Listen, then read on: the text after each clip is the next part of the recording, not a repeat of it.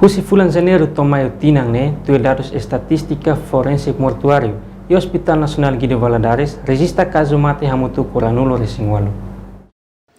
Informação hatou o chefe do Departamento Forensico Hospital Nacional Guido Valadares, Nilton Tilman, ba jornalista Sira.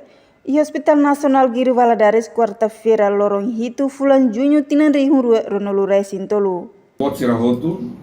Dados estatísticos e forensik começa o fulan janeiro 2023 até maio 2023. Okay? Primeiro ia fulan janeiro, a mim ia caso hat.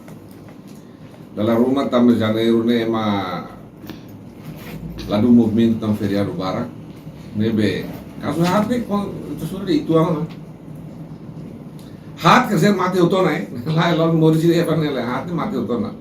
Por exemplo, mais be e hanya si kita boleh cerita sate kata ia janeiro mais que hat ia caso ele atrai outro atenção até agora.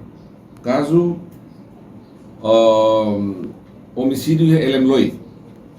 Kita boleh cerita CCTV aturu momos acontecimento mesmo sadístico, barbarismo tempos, mas até agora infelizmente ita se dá que informação de mesmo claro para tudo sema ka autor ida hakutu jovem em minha vida.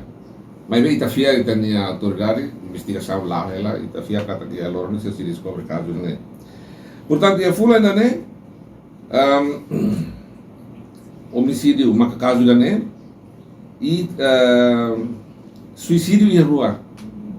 Ita minha sociedade que botar suicídio né lá tem né. Husi caso hirak balung mate ho normal, balung mate taraang, balung mate tambah acidente, no balung falling mate tambah oho malu. No ia fulan Janeiro ia caso hat mate suicídio ia rua, homicídio ida, normal ida. Enquanto ia fulan Fevereiro larang ia caso homicídio rua, suicídio ida, acidente rua, mate normal ida. Enquanto durante fulan Março ia caso 5, mate homicídio rua, normal ida, no mate ho acidente rua. Ia fulan Abril ia caso homicídio hat, normal ida, no mate acidente ida. No ia fulan Maio caso homicídio tolo, normal ida, no mate acidente ia rua. Reportagem Ana Rosária, Televisão Timor Post. Janela informação by Emma Hotu. Atu reta informação atual diakliu kita haluha haneham botão subscribe, like, halo comentário no faz tutang ba media social Hotu.